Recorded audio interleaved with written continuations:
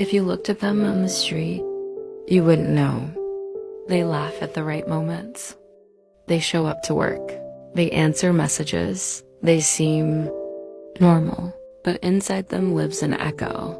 And these echoes don't disappear just because the sound stopped.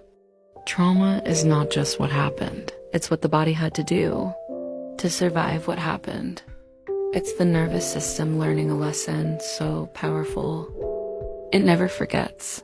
When something is too overwhelming, too frightening, too unpredictable, especially when you're young, the brain makes a decision. Never let that happen again. Imagine a child growing up, where love and fear lived in the same room, where voices got loud without warning, where mistakes felt dangerous, where safety depended on someone else's mood. That child doesn't think, this is trauma. They think, I need to adapt. So they become hyper-aware. They read faces quickly. They monitor tone shifts. They shrink themselves. They become perfect or invisible. That adaptation keeps them safe, and the body memorizes it. Years later, they're an adult. The house is quiet. The relationship is healthy. But someone raises their voice slightly, and suddenly their heart is racing. Their muscles tighten, their stomach drops, their breathing changes.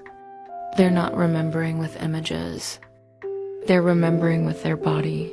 Inside the brain is a threat detector. It doesn't care about logic. It cares about survival.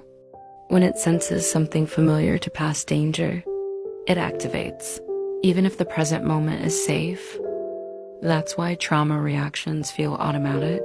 They bypass reasoning. You don't choose to flinch. You don't choose for your heart to race. Your body chooses for you. From the outside, it can look confusing to other people. Why are you so sensitive? Why are you shutting down? Why are you making this bigger than it is? Because from the outside, it is trivial and small. But trauma reactions aren't measured by the size of the current moment. They're measured by the weight of the past. What people rarely see is how exhausting it is. Living in survival mode is like running a background program that never shuts off. And it drains you. When someone says, you're overreacting, it reinforces the original lesson. Your feelings aren't safe. You are too much. Handle it alone. And trauma grows in isolation, not because the person is weak, but because safety was inconsistent. Healing isn't about erasing the past. It's about updating the nervous system. It's about teaching the body, slowly, repeatedly, that the present is different, that raised voices don't always mean danger, that mistakes don't mean abandonment, that love doesn't have to hurt. And this doesn't happen through willpower. It happens through safe relationships, consistent behavior, gentle self-awareness, sometimes therapy, sometimes time. Safety experienced enough times rewrites survival. Here's what most people miss. The trauma response is not evidence of fragility. It is evidence of adaptation. The brain did exactly what it was designed to do.